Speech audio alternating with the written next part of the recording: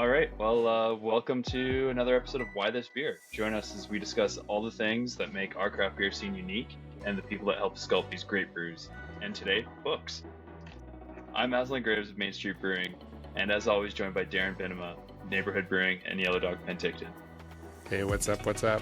Today we have Noelle Phillips of Douglas College and author of the new book Brewmasters and Brewery Creek, a history of craft beer in Vancouver then and now. Welcome, Noelle. Thank you so much for having me. Yeah. So, kicking this off, we usually just go through the intro of how you got into craft beer and what's been your journey. What was your first exposure? Yeah. Oh, my first exposure. I remember the first time I recall liking beer was actually a Granville Island beer way back in the day. Nice. They weren't technically craft by that point, but it still made me realize like I don't actually hate all of this.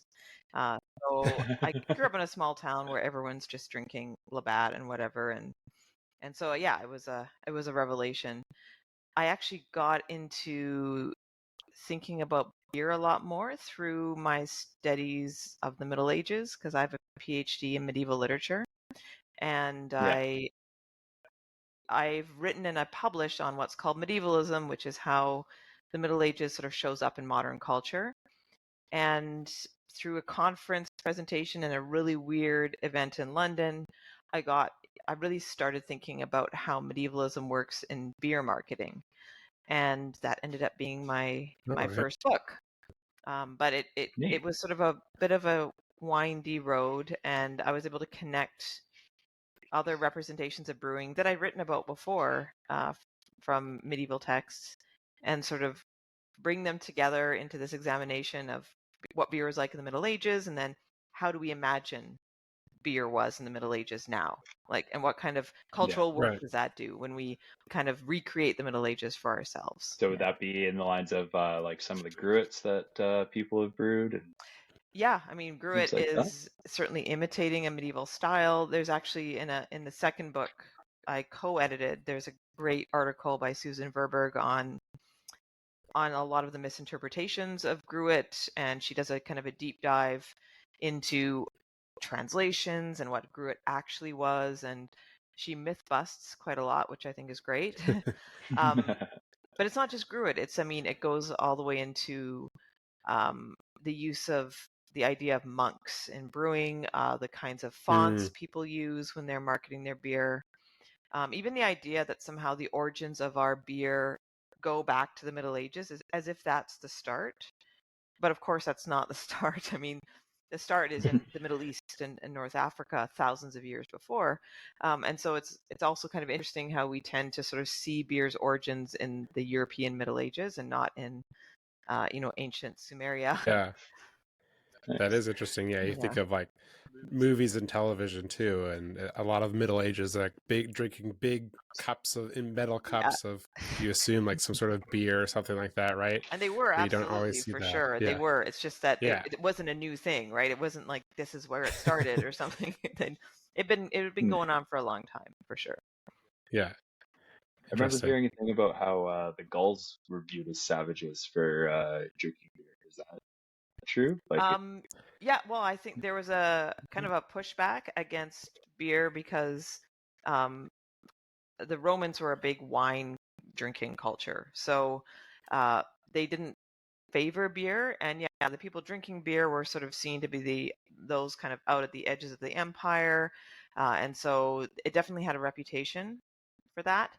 It improved over the years, so by the time we get to like the High Middle Ages, you have the King of England who sends a couple of huge kind of giant barrels, giant casks of beer over to France as a gift to the French king, who, of course, in France, of course, prides himself on wine. And it was considered like, this is our luxury, is this beer.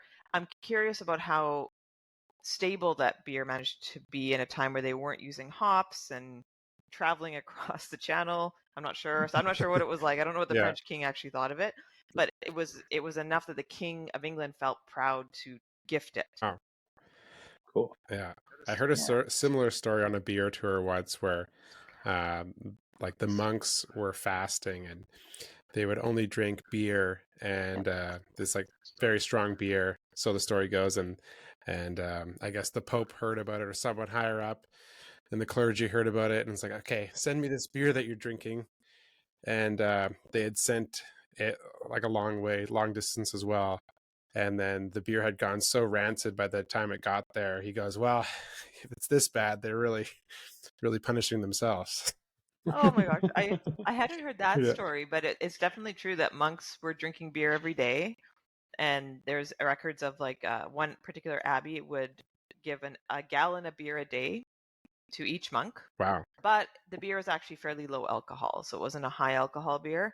And people were just drinking it all day, every day. And monks, even when they were fasting, they would be expected still to drink beer. And the monks that were extra holy might only drink water, but that was like if you were really, really holy.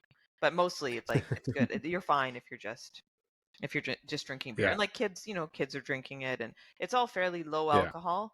They did there was a funny broadside. So broadsides are these sort of notices that they'd put up on poles, kind of like public posters. And this is a 17th century broadside, and it was a warning to tavern owners who had apparently figured out how to age beer and increase its alcohol content by using wine barrels. And they'd taken barrels meant for the Navy and stored their beer to make it higher alcohol to get people drunk faster. At least that's what the broadside said. And it basically says, the king tells you you're not allowed to do this anymore. And they were, this is meant for the Navy, not for you guys. But they were just boozing up the beer and figured out a good aging strategy and got their customers tanked, I guess. That's awesome. It's amazing how industrious people are. Oh yeah, you got to be creative. Yeah. So in researching for the Beer and Brewing in Medieval Culture book, where were you getting most of your sources for that? And like, was it hard to collect credible sources? Or? So half of that book was modern material, and then half of it was medieval. So I didn't do. I used a lot of older editions for that book. I don't think I was working directly with any specific manuscripts. I was evaluating how they talked about beer at the time and how it was kind of presented as part of the culture by contemporary texts.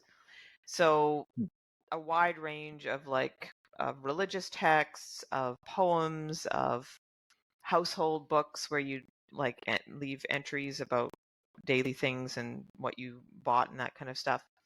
But a lot of literary texts. So, beer is a subject and drunkenness is a subject of literary exploration. And I particularly liked my drunkenness chapter and looking at how medieval people view drunkenness. Sometimes in part a kind of visionary experience. But in the book I co-edited, there's some really, and for anyone who's interested, they can get in touch with me.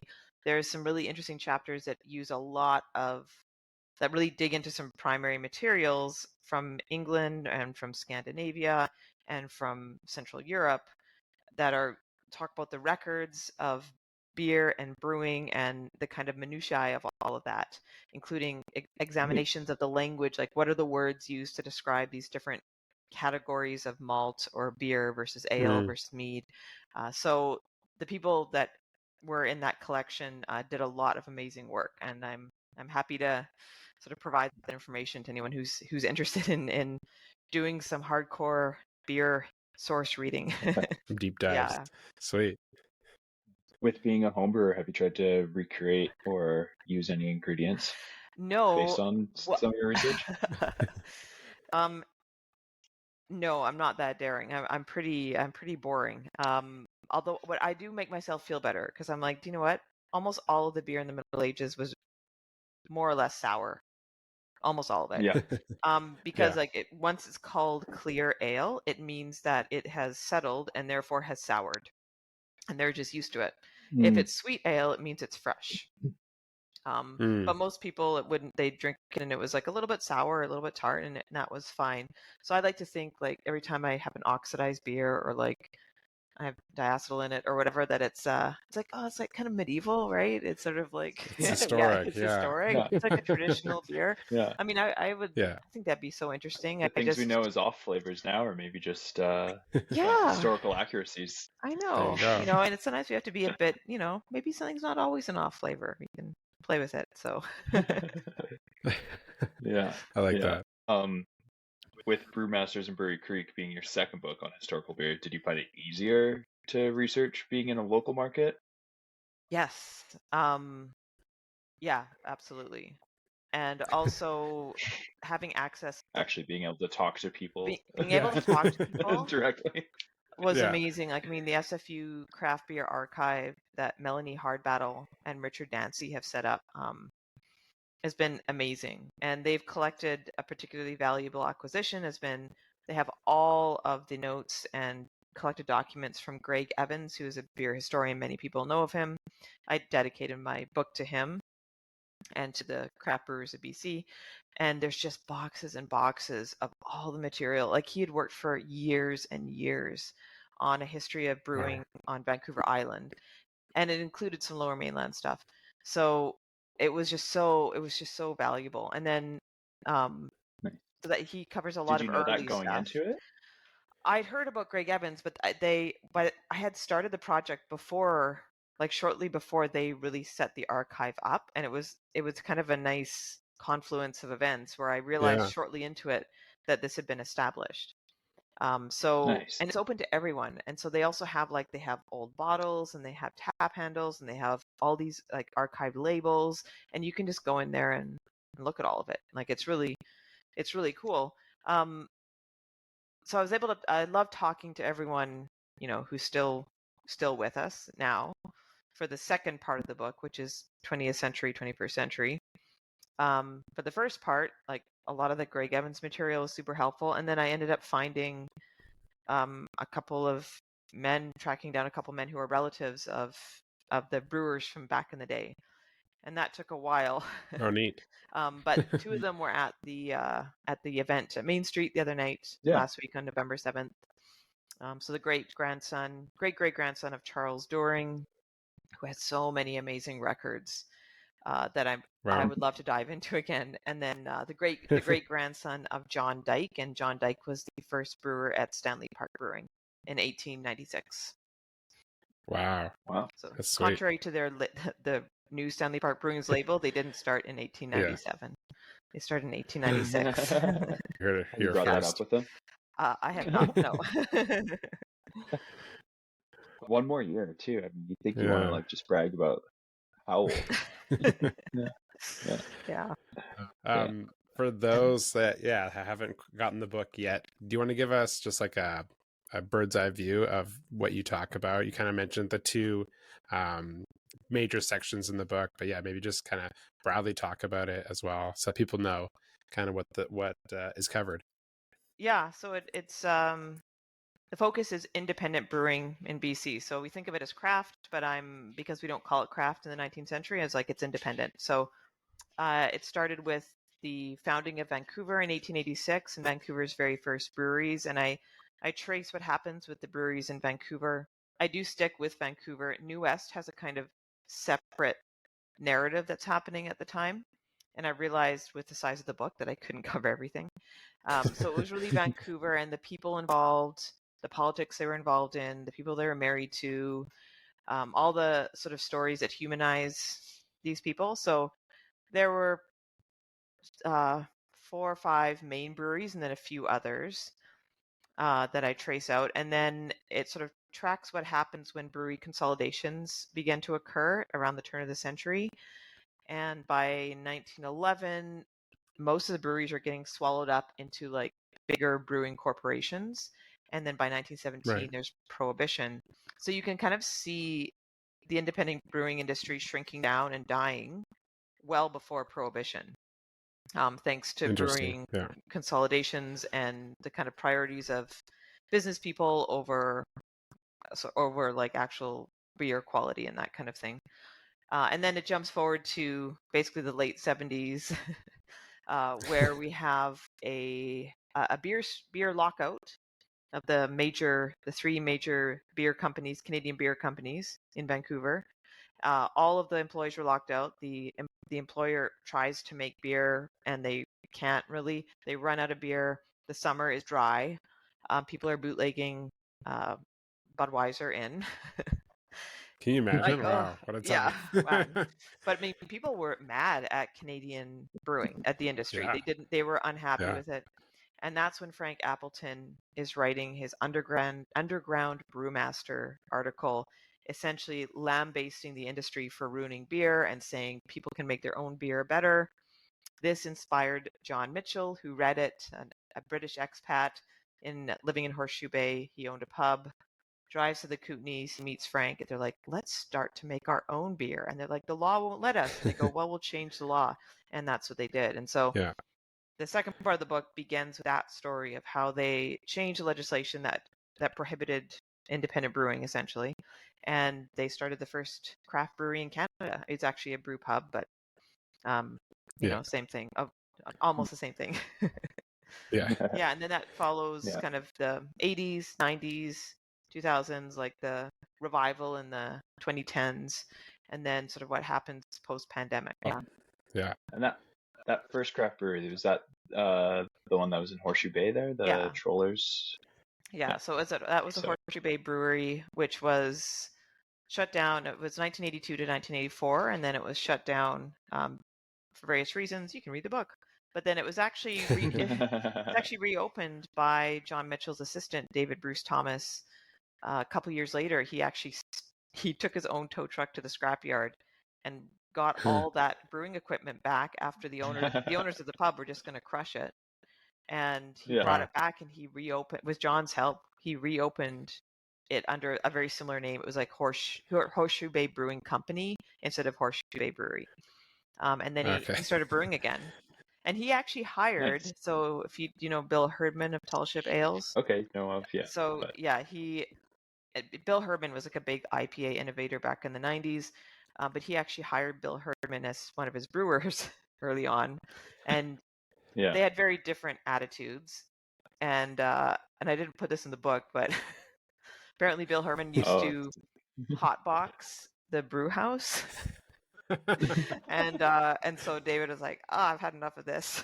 Like, I'm tired of smelling like pot every time I come in here. So but then of course he went and opened Tall Ship Ales and was very successful there. No wonder why there's that dank note in West Coast IPAs. Yeah, right. It came from that. Yeah. That's right.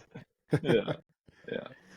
That's awesome. That's amazing. And yeah, the book's like filled with stories and great captivating writing. You've done a great job of just bringing people along and putting them into that setting.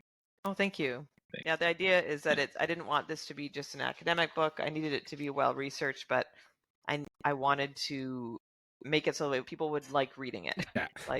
There's lots of really good anecdotes in it too that like keep it like fun too. Because like the whole thing is, I thought it was, there's some super like brave people behind both like sides, like both of the chapters, I guess, of it. Yeah.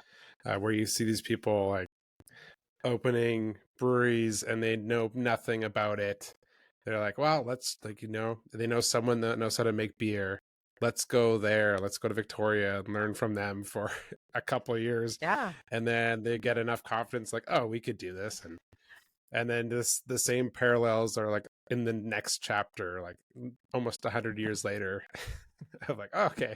And this person was here and they talked to, Ian from at Yaletown or something like that at the time. And now, they're making sour beer. And I thought that was cool. Like the parallels are the overlap so interestingly that way. It's cool. It's man, there's so many, like, I sort of think of it as like a weird Venn diagram of just like all these overlapping circles.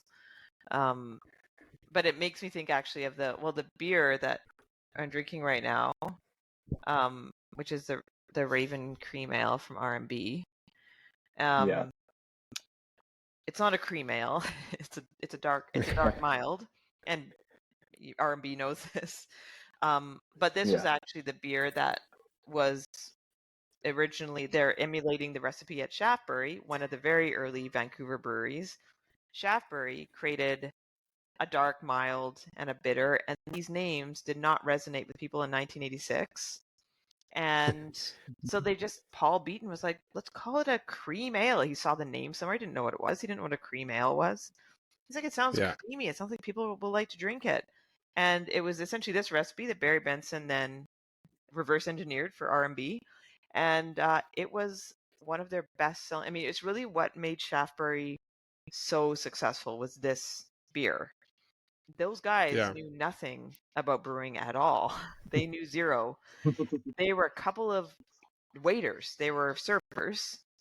And their two colleagues who were also waiters ended up starting Brown's and the Cactus Club later on. But Paul and Tim started Shaftesbury. And yeah, they just said, hey, John Mitchell knows how to brew beer. Maybe he can teach us. And yeah, he spent a week with them, taught them how to brew, and they're like, go ahead. Yeah. And they wow. And they know that now. I mean, real crash course. Oh my gosh, I can't even. I can't imagine. Brad McKay helped them set up their brewing equipment, and they got help from Horseshoe Bay as well. Everyone kind of knew each other. And like Tim Wittig said to me, he's like, Shaftesbury would never make it now. Like it just wouldn't. Like the landscape has changed. The quality of the beer is so different. But at the time, they were primed for success. Like they had the guts. They just tried to do it. Yeah. Nothing else was out there. Almost nothing else was out there. And they ended up being hugely successful by the time they sold. So, the kind of courage that you mentioned is that's what sort of makes me think of like this dark, mild, this fake cream ale. Reminds me of that. Yeah. Defines a whole new regional style for BC cream ale. It does. Michael get a BJCP recognition. I think so. It's definitely like this style is one of the beers that got me also into craft beer, like Shaftesbury Cream Ale. Drank a bunch of that, and then also this beer as well. I remember going to like a ultimate game, and there was just like 2 beers available, and it was Sun God Wheat Ale and this one, the cream ale. I was like, that was it. Yeah. Because I think that's maybe not what they were only brewing at that time, but maybe the only one of the two. It was one of their cores in a lot of them. Yeah, it was one of their cores. Yeah. Oh, and it's still a core at R&B, I believe. Yeah, I think it is. Yeah. But it was one of the there's 3 at the beginning. The 3 main ones, Red Devil, Sun God, and Raven. Yeah. And personally, it was this style, like this, I call it a BC cream ale, was the first style that I did like a R&D or a pilot brew when I was at Yellow Dog. Oh, nice. And I remember looking for like recipes online. I'm like, these cream ales aren't right. Like, these are yellow corn beers, because I didn't know much about brewing at the time. So I was like, what's happening? You should definitely try to lobby to get the BCJB to the BJCP to include it in all their in their style guidelines, because I like calling it that. And the Michael Jackson's World Guide to, I think it's his World Guide to Beer. It's one of those big beer books that he did. Not the pop star, the other, the beer one. He gives Shaftesbury a mention, and he likes the beer, and he says he calls it a perplexingly named cream ale. But apparently, the Shaftesbury boys remember him coming through. So does Gary Lowen, actually, when he went to Sailor Hagar's, and they both talk about how much he was able to drink. Like, there's no flights back then. They're having 3 full pints and going on to the next one and having more. I'm like, wow. Well, you really got to try it a bit. It's an adult's flight. Yeah, it's an adult's flight. Yeah, just 4 big giant ones. Yeah. 4 pints of beer. Yeah, and apparently he would also have a big steak with it, with his beer too. This is what I've been told. Nice. Yeah. Healthy. Oh yeah, it's all about the health. Yeah. Yeah. Yeah. I wonder if that originates from his English pub heritage and then an upbringing, and I then can only imagine, And it made sense when the beers were 3 to 4%, but then yeah, you wouldn't do this for a 7% IPA or something, but yeah. feel like a guy like him though would probably only get more charming. Yeah, I think he'd be probably really fun to have a bunch of beers with. Yeah. What was one of the most surprising discoveries for the history of Vancouver or Western Canada, like going in to it, like any weird ingredients, unsolved mysteries, odd traditions, besides hotboxing the brew house? Yeah, well, I like the Yeah. hotboxing, yeah, and I didn't mention that. There's a few interesting things. There was well, another modern thing was just finding everyone's sort of notes and like personal reflections on things in the archives. Oh yeah. So breweries, without naming names, but like this is back in the kind of 90s, but breweries kind of making pot shots at other breweries in their notes. It made you realize it's like these guys think they're God's gift, and this kind of like, and I think there's a bit of a tongue in cheek, but it's just funny to see it written down. Yeah. It's like when they're doing a beer that's comparable to another brewery's, you think? It's well, I'm sort of They're wondering like, if it was ours that. is much Yeah, better. yeah, than... like it feels Yeah. like, and some of this was like related to business planning and or like they're doing market research and just kind of leaving comments. But they're very funny. They're very humorously expressed. So I didn't include any of those in the, even though they're in the archives, I didn't want to include them, but they definitely made me laugh. No, because I yeah. was like, oh, like that's a bit saucy of you to say. I discovered a beer style I'd not heard of before that was made by a Columbia brewery, one of the 19th century breweries, and it's, I don't know, maybe you guys know of it, maybe you've made it, but it was called Kulmbacher. Have not. No. And No. it was a very like traditional dark German lager that was super popular with the German immigrants when they first would come over. And Columbia Brewery Cool. was advertising it, and it was the only brewery in town that was making this kind of beer. It was just them, and Columbia was weird in a whole bunch of different ways. But you can read the Columbia chapter. But I enjoyed finding out that. I also just in general, I think I hadn't realized that there was just not supposed to be any drinking in breweries at all in the 19th century. Right. It was illegal. You were not supposed to do it. Breweries were fully wholesale. They did not have retail licenses. And so there was significant drinking in breweries, but it was all illegal. and they would be told, and there's various accounts of this, they would be accused of running an illegal tap room when this happened. And they had all sorts of ways of like trying to twist the law to try to excuse what they were doing, using like provincial versus federal and dominion licensing and trying to find legal loopholes because they wanted their breweries to be that kind of gathering place, but they just weren't allowed to. It was saloons that were supposed to be the gathering place, and saloons had this terrible reputation at the time. So breweries were began to be sort of substitutes for saloons, but it was all fully illegal. And I hadn't really realized that this was never supposed to happen until I saw all these lawsuits. So that was an interesting discovery for me. Yeah, the tap room we know it today is it's a very recent. Yeah, very modern concept. Yeah. Even since Darren and I started in like the industry, 2013. it's like it used to be. Yeah, exactly. Four flights or one pint, and that was the max serving for your tasting license. Mm-hmm. Yeah. Then you had to go. Yeah. Well, and even before then, it wasn't even really. No one was doing it like as a concept either. Like that, it was just everyone was selling wholesale. It was really the United States that kind of popularized that you could drink at the brewery, and then we saw that. And we're like, okay, that sounds awesome. Oh, wineries were already doing it. How do we do that?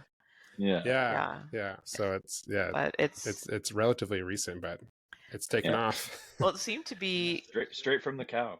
Yeah. It seemed to be a kind of an open secret in the 19th century, because like you would have established prices for that people seem to sort of talk about for like a glass of beer was 25 cents. Like that was a normal price. Or you could get a gallon for like $1, and that was the price you pay. And so it sort of seemed like it was up to the the police or like other enforcement officials, like who are they going to pick on in terms of deciding who to prosecute? It was usually Columbia that they pay off the right people, and yeah, exactly. And I think that the brewery owned by Charles During, I think many more blind eyes were turned to any drinking that happened there, but Columbia was less wealthy and a bit more. It was in a bad area of town, and they were always picked up for that. Loose lips after too many Colombian beers. Yeah. Well, one guy was like murdered on his way there. He's like, "Let's go have a glass of beer at the Columbia Brewery. I'll pay." They're walking down Hastings, and then his two friends kill him and leave him to die, and it just becomes associated with Columbia. These other guys, like, there's just killings and beatings and fires and all sorts of things happening at Columbia. Poor Columbia, they had it really rough. But she hung on. She hung on till the end, and the final owner, who was a woman, and we actually see in the records kept by Charles During's great grandson, the record books of the Vancouver breweries, the big brewery, that it looks like they were, I'm still trying to sort it out. So if you know any really good accountants who can interpret 19th century accounting, it looks like they had loaned Columbia money, or they had done some kind of property exchange or something where Columbia would sort of pay them back, or they would be assisting Columbia otherwise financially, because Columbia is in their books with these repayments. And I didn't know that until I had access to those private files. So it seems that he kind of was this business person who used his own brewery as a kind of private bank for at least two other breweries. Okay. Yeah. Interesting. Was during that time period, was it pretty uncommon for a woman to be brewing? Like, yes. Historically, brewing was a woman's job. It was a woman's job until partway. Yeah, it was a woman's job until partway through the Middle Ages. Yeah. And does that kind of tie into like alewives and like the witch hunt type of thing? So alewives were certainly stigmatized. That connection between alewives and witches is mostly a myth. Okay. So, and Dr. Christina Wade has done some amazing work on this. She has 2 new beer history books out, and she's amazing. But women were definitely pushed out of the industry once it became profitable, once unions formed in the late Middle Ages, once guilds formed, not unions, guilds. And yeah, they were definitely pushed out as it became an industry that you could make money at. When it was more of a home industry, the women had full control, but yeah, they're definitely pushed out. By the time the 19th century brewers are taking over, it's all men. We have two examples that I could find at the time that were women, and they were both wives of an owner who had died. One was in Victoria, and one was in Columbia.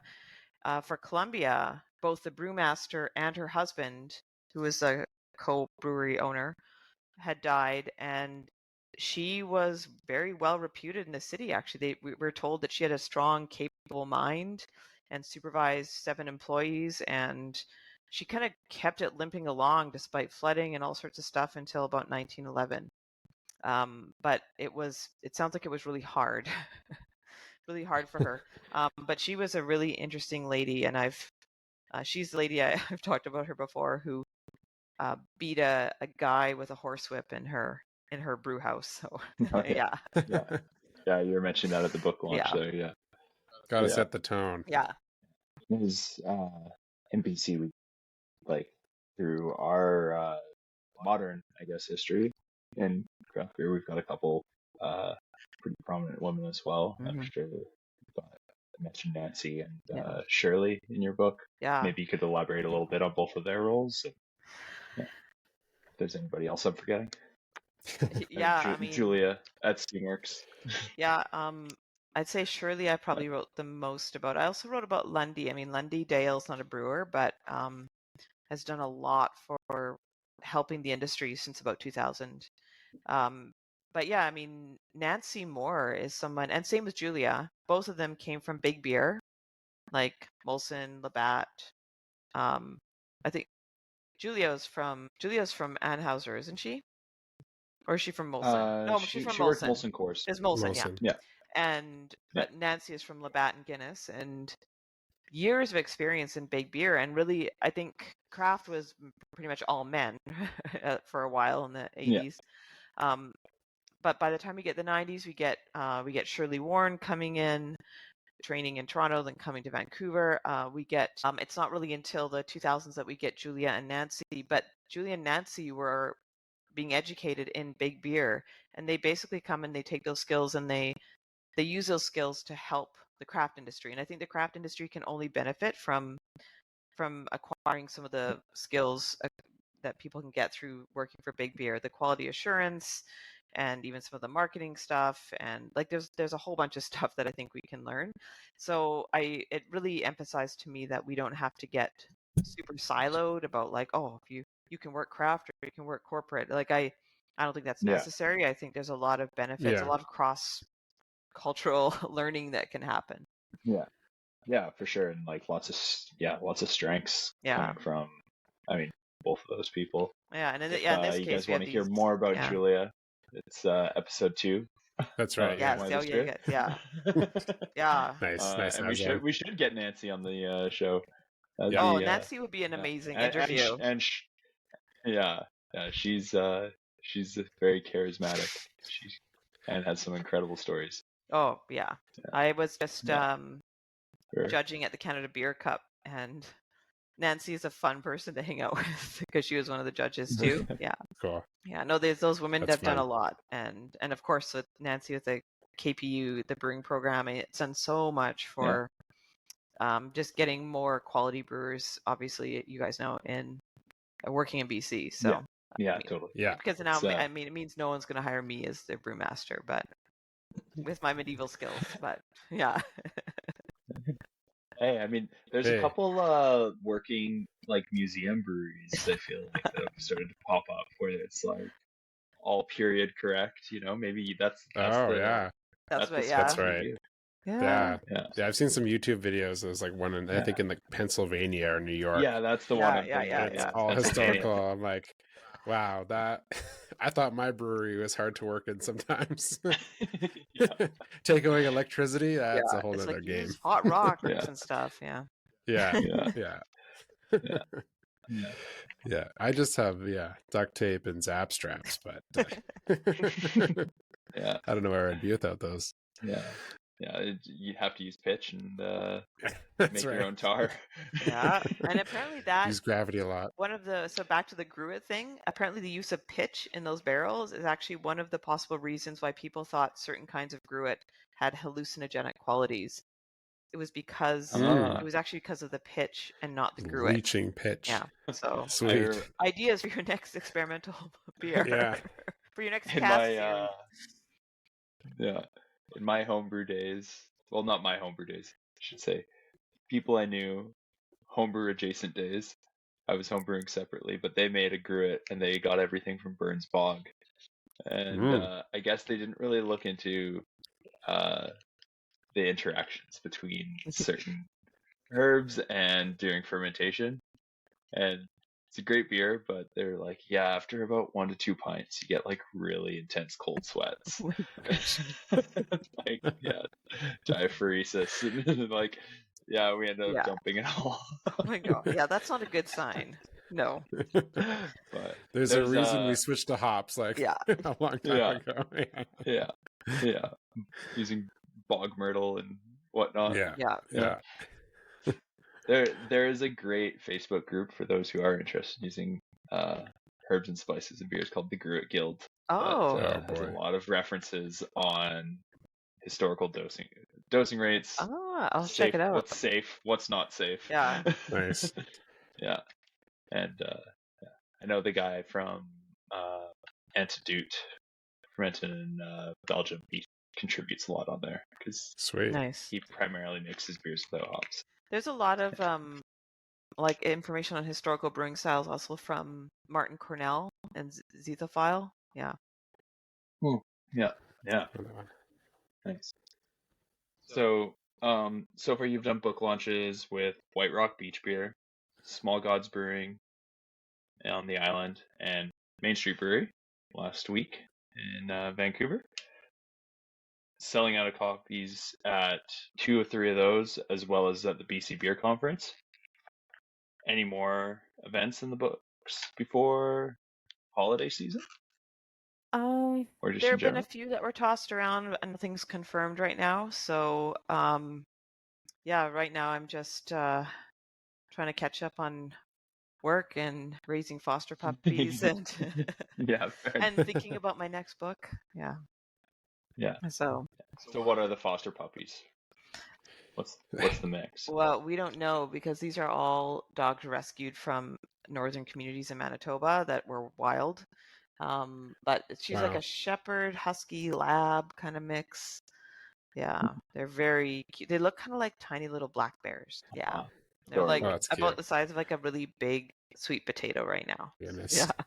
Yeah, yeah. We fostered for this organization for a few years, but we've never what they call whelping, where you have the mother dog give birth in your home and you give them a safe place until they're fostered out. So yeah, first Wow. time.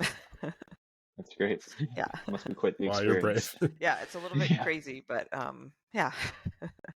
And how big was the litter? 8 puppies. Yeah. Wow. Wow. So we have. Did you know that going into that? No, I just knew that they were desperate for. Otherwise, the litter probably would have died, right? So they were like, well, Yeah, for sure. they were just going to be outside in Manitoba. But yeah, no, I was like, we have 11 dogs in our house. That feels like a lot. That feels kind of like too many. But at Yeah. least most of them That's a lot. are kept like they're kept in this little swimming pool. No water in it, but like they can't go anywhere. So Yeah.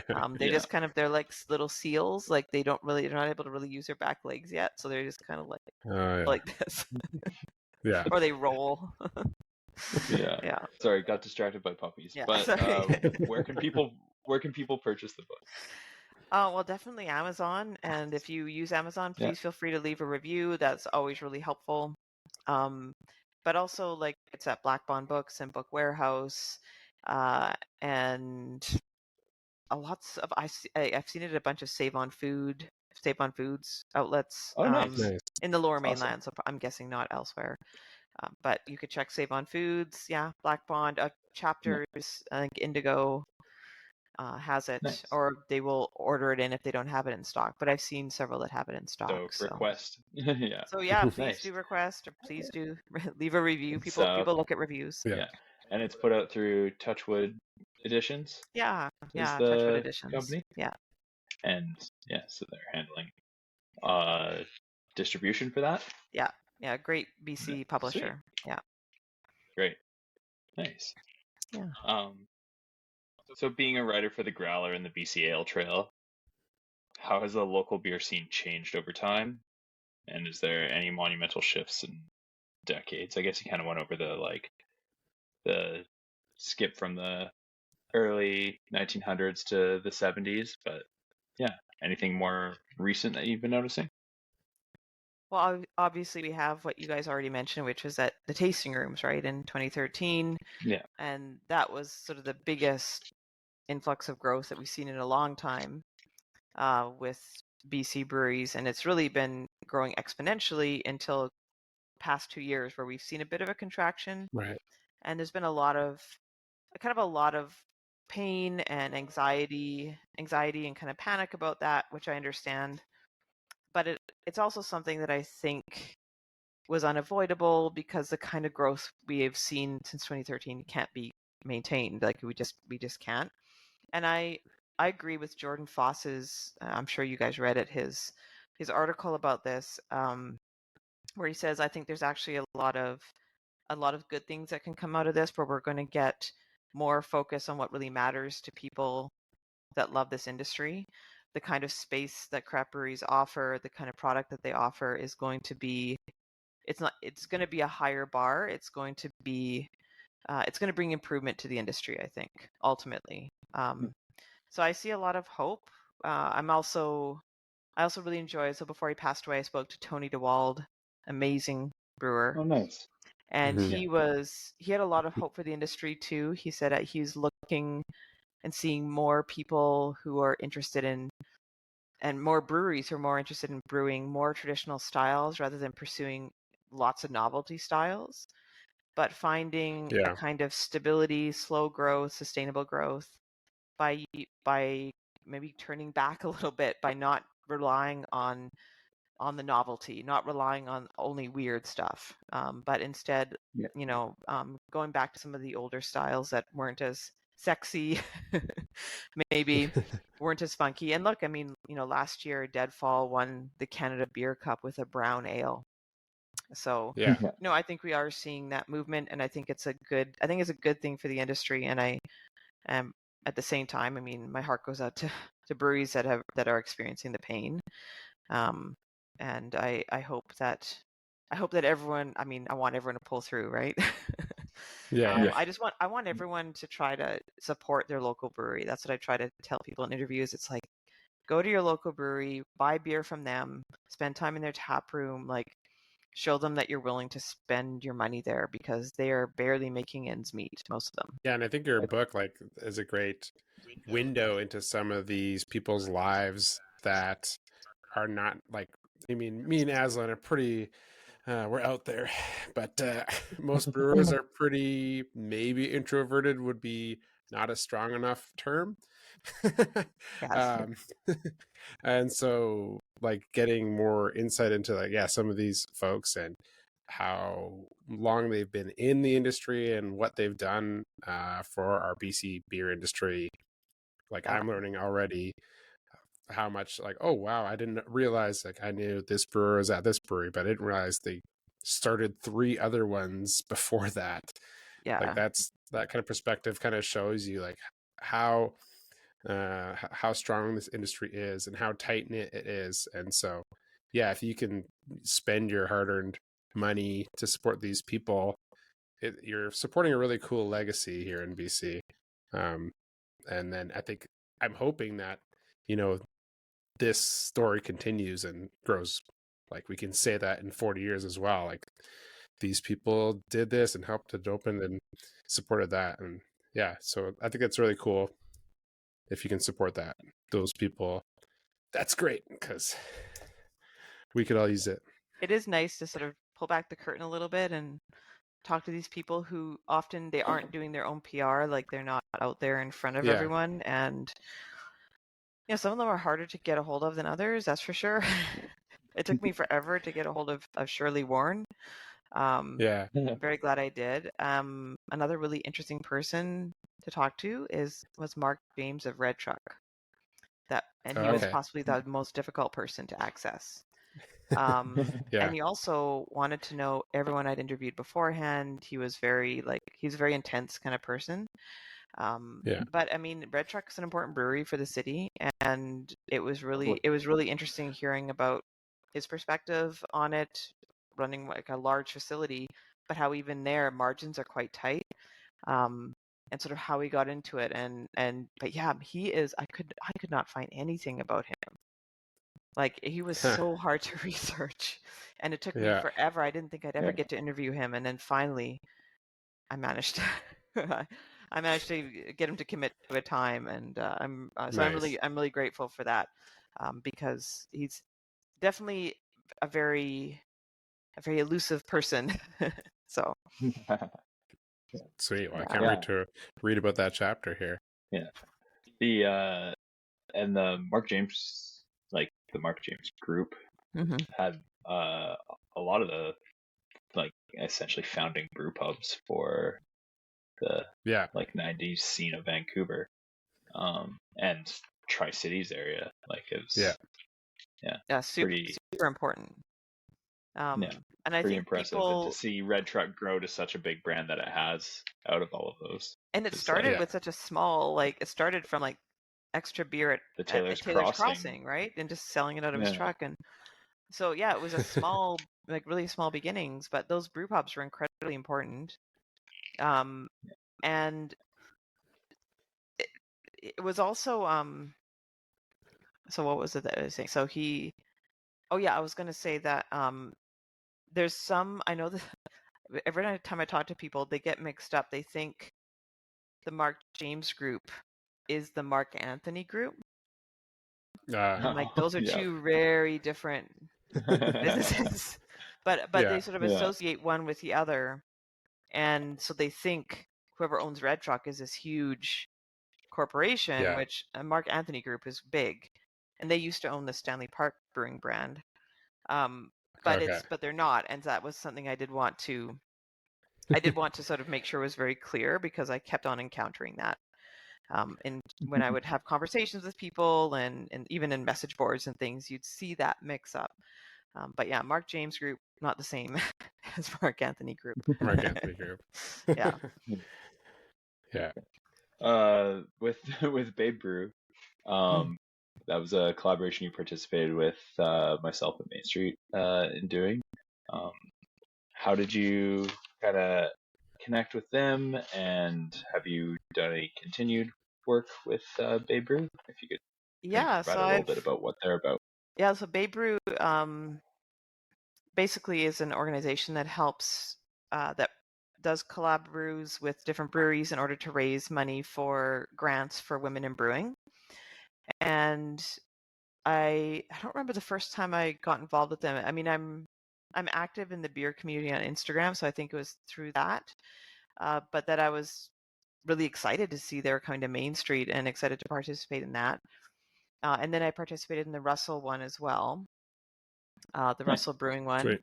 And I was also excited to see they're doing one in White Rock, which is where I live. And nice. Yeah, and Pete and Bill at White Rock had actually gotten in touch with me, and they're like, "Oh, we had this opportunity, and we saw that you were involved, or like you participated in an early one of these brews, and what do you think?" And sort of they're just sort of looking around, saying like, "What is this all about?" You know. But it looks like they made the agreement, and they're going to do one next year. So they're doing a whole bunch in Canada now, which is really cool. It's about diversity and inclusion and equity in the industry, which we still need more of. If you see any of the Babe Brew cans, anyone out there listening, make sure you pick them up. They sell out pretty quickly. Yeah, they sell out. The one at Russell was really good. I remember the one at we did at Main Street was that really nice. It was a low ABV IPA. This one was like a hazy pale. But they've just released the new labels for next year's brews, and it looks really cool. So sweet. Yeah. Awesome. Yeah. I don't think I've seen them. I'll just take a look. Yeah. We're slotted to do one for a January release. I saw that. Next year, so yeah, looking forward to it. Oh, Noelle, what excites you about the BC brewing industry these days? You kind of touched on it earlier about some of the challenges, but what's exciting you, and then where can we improve? Well, I'm loving seeing all the awards BC breweries are winning. It's also great to see like the community gather together for things like the BC Craft Brewers Conference, which was like a great collegial, like really high energy kind of event, and also like the BC Beer Awards. Like these feel like very important kind of consolidating moments for the provincial industry. I just love everything about BC craft beer. Like every town I go to, like that's the first thing that I look for is like something. I love BC and I love the unique quality of all its different regions. And I think that's also why I like craft beer, is like I'd like to see how is it working in this particular city, in this particular area. And I feel like it's so unique. Like I don't feel like I'm going to get the exact same thing in every brewery that I go to. I feel I'm going to see that brewery's personality.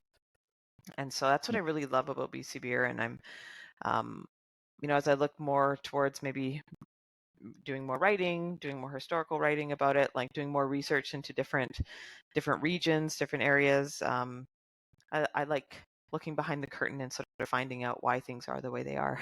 That's cool. Awesome. So for anyone new to craft beer, is there any words to encourage them to try what's out there? What's your favorite beer style?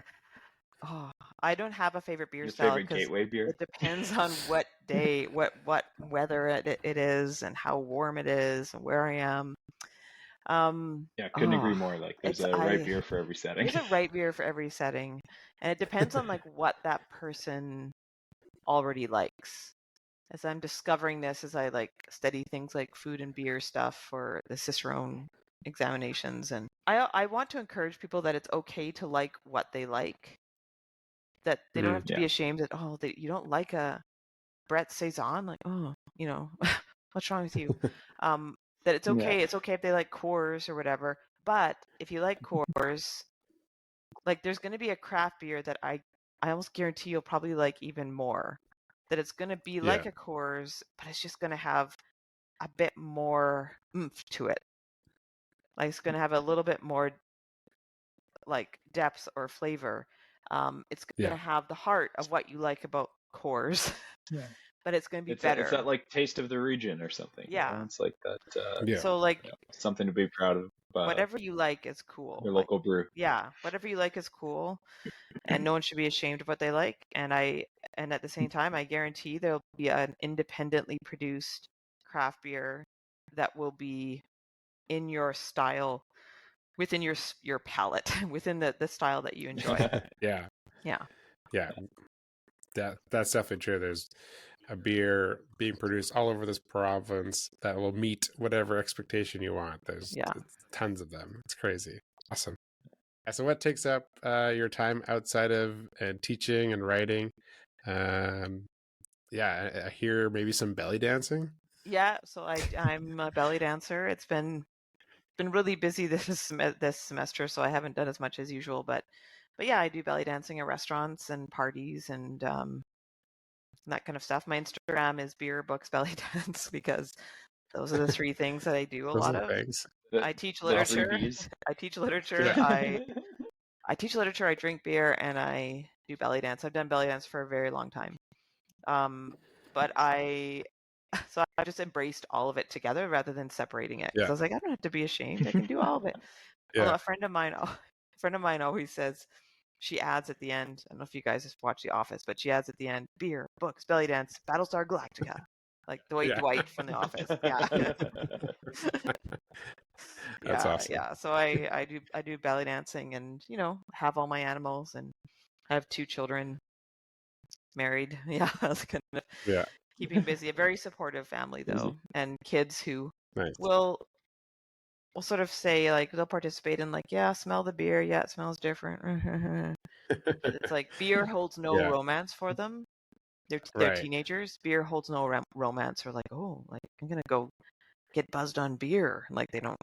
That's what my parents drink. Yeah. Like, yeah. It's ridiculous. Yeah, but yeah, and I'm also studying for I'd like to take my beer judge second level, like recognized beer judge certification, and I'd like to get my certified Cicerone, which is like a beer sommelier, if people don't know about that designation. But I've been doing a little bit of beer judging, and that's really, I feel that's been super helpful to me. It's been really educational. It's been not just any small competitions. You judged the Canada Beer Cup. So yeah, that was the last one. Yeah, in September. Thank you very much to Joe Weeb for supporting my application. Unfortunately, he got COVID and couldn't come, which really sucked. But I was very lucky to. There's lots of women. There's 30 judges, and almost half were women. And the final Best in Show judging panel of 5 people were all women, and I got to be on that panel, which was really amazing. Wow, you got to pick the winner. Again, an amazing experience. Yeah, but I feel like I definitely had the least experience of those people. But I feel like I learned a ton, and it inspired me to continue studying for my Cicerone. So nice, yeah. Is it okay? I just was like, if you haven't been convinced already to buy this book, I'd love to read like a little anecdote from it, which made me laugh today. It's I don't know if is it okay? There's no spoilers. Or you can read whatever you like. Okay. But the book is probably worth it alone just for the James Walton chapter. Just that alone, it's probably worth it. Then he goes, where was that? Yeah, it says on page 252, he recalls this is James Walton from Storm Brewing in Vancouver. He recalls that around 2000, he made a line of medicinal beers, many of which had some sort of sexual health component. A UTI beer, an echinacea stout, and a sex tonic beer aptly named Stiff Breeze. And then it says, the 2003 Great Canadian Beer Festival program describes Stiff Breeze as a stout-based tonic to counter brewers' droop. I was like, that sounds about right for Storm. Yeah. Yeah, I was like, they actually put this in the program. Did you pull that from the archives as well? That was from the archives. It was the original program. Wow. Yeah. That's awesome. But James is a fun guy to talk to as well. Yeah. Yeah. Yeah, and there's more in there too. That's just that's one sentence, put it that way, from that chapter. So there's lots to pull from there. But yeah, so lots of fun anecdotes, and I gotta find these archives and you should go. see what's there. Yeah. They're so cool. nice. Yeah. Like the folks who run it are so nice. There you go. Yeah. Next field trip. Yeah. Totally. Yeah. Yeah, me and Aslan are gonna make a beer from the archives. That's what. Yeah. There's there's a bunch of different like handwritten like recipes and things if you dig around enough. That's fun. Yeah. That's rad. Some of the most thorough, like R&B has a really thorough collection. And Granville Island has a really thorough collection, like the early records from Granville Island, because Mitch Taylor gave all of his materials to the archive. So, Wow. Yeah. That's sweet. We'll find the original Granville Island Winter Ale. We'll bring it back. Oh, there you go. I love that. That's actually another one of the specific Granville Island beers that really like got me like, oh, I really love this. Was their Winter Ale. Yeah. Everyone I talked to, same thing. Yeah. Granville Island Winter Ale. There's so many good memories. Used to be different. Yeah. Used to be No, we different. say that. It's Yeah. like, I can tell you what it was, but yeah. Who knows if it was different or not? There's actually a box of unopened Island Light Lager from 1989, the full bottles that are in the archive. Wow. If you want to see how Island Light Lager ages over 30 years, yeah. Probably not a great aging beer, I'm guessing. No. I don't think they're wax dipped. No, they're not. I am curious about how terrible it would be to try one, but yeah. It's not like the champagne nice that you like find. It'll usually just taste bad. It shouldn't kill you. Yeah. Well, fingers crossed. Yeah. Shouldn't. Yeah. Shouldn't. Yeah. Yeah, but actually the box is signed by everyone who was working at the brewery at the time as well. Oh, sweet. Yeah, it had just been kept in Mitch Taylor's basement for decades.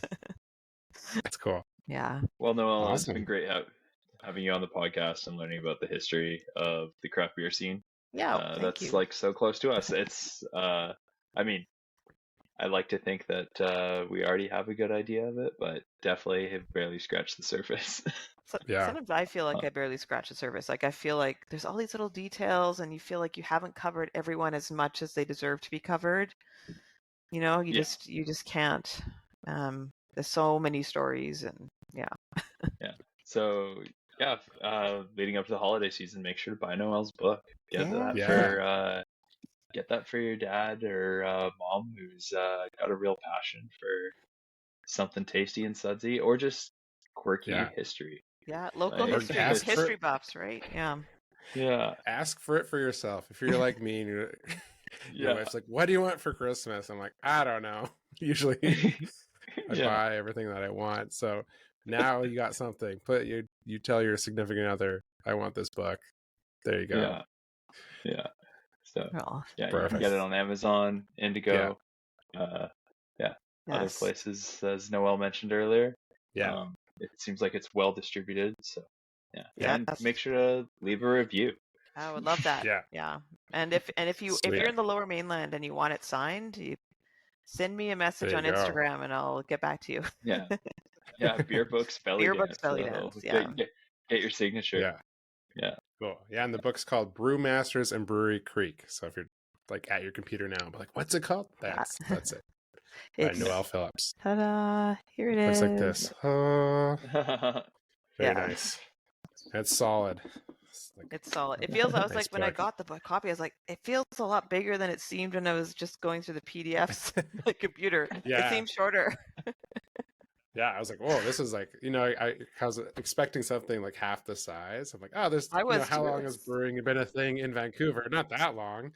And then I was like, oh, wow, this is like, there's a lot to it. So it's awesome. It's super thorough. This is why I ended up being only Vancouver and not all of the Lower Mainland and Victoria, which is like initially my idea. I was like, oh no, it's just going to be Vancouver. So well, you got to save it for the has it, sequel, right? Yeah. Yeah, exactly. There might be a sequel in the works. Yeah. I'm considering that. Yeah. So Yeah. Nice. Once all the dust settles. Yeah. Awesome. Well, thanks so much for doing this. This has been great. Yeah. Well, thank you so much for having me. It was very fun to talk about beer and books and puppies and belly dance and brewing and everything. So yeah. Great. Awesome. And if you want to support the podcast, you can follow us on Instagram at Why This Beer, or on Facebook, Why This Beer. Yeah, you can leave us a review too. Leave us only 5 stars, please. We're sensitive. Yeah. We're sensitive. Yeah, exactly. But yeah, that would be great. And just tell people about the podcast. We have some more great guests coming up in the next few weeks, and yeah, we're excited about it. And you can support Aslan and I by buying beer from our breweries, Main Street Brewing and Neighborhood Brewing in Penticton. Or come visit the brewery. And I don't know what else. Say hello. Aslan. Say hello. Come on, yeah. Yeah. We're friendly-ish. Let's talk beer in person. Yeah. And if you buy the book, you can see Aslan, you got into the book, I was going to say, too. It's pretty cool. I know, that was a surprise. Big deal. Yeah. Subtle flex. Yeah. Very noble picture of Cool. him. Yeah. That looks good. Immortal now. Yeah. Cool. Well, yeah. Thanks, everyone, for listening. And until next time, we'll say cheers. Cheers. To BC Cream Ale. Yes. Yeah, cheers.